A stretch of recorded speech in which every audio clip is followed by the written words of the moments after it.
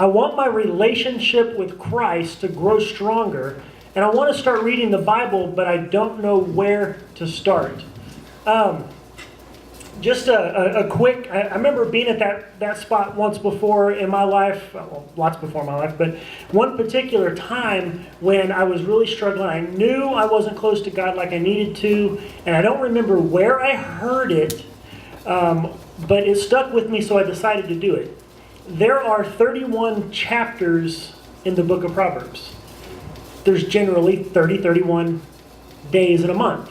So rather than trying to read cover to cover or getting some elaborate reading plan, or should you start, I'm going to read through the Gospels. You start in Matthew, you get about halfway through Mark, and you're just done. You don't want to do it anymore. Instead, just pick it up and read a chapter of Proverbs. And then throw in a psalm. Most of the psalms are short. Some of them are a paragraph. And so read a chapter of Proverbs, which gives you wisdom. The book of Proverbs is wisdom literature from God. It's just a whole bunch of do this, don't do that. If you act like this will happen. If you do that, then you'll probably get this. If you do that, things will go bad.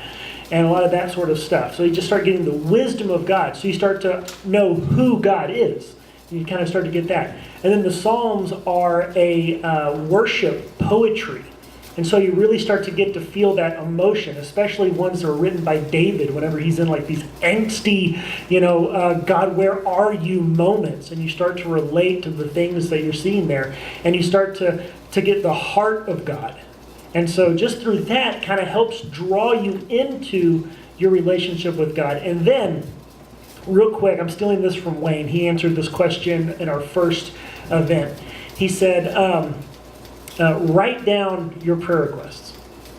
Just 3 things. Just pray in the morning and write down just 3 little things. Whatever it is, doesn't have to be anything elaborate. But write them down. And keep a journal of your prayer requests. And at the end of the day, you pray and you check back in with God and you see where it's at. And if you do that, over time, and you start seeing, wow, this is getting answered. God's talking back to me. God's answering my prayers. God is responding. And so between learning the mind of God through His Word, the heart of God through parts like Psalms, and then prayer, you just really start to draw closer.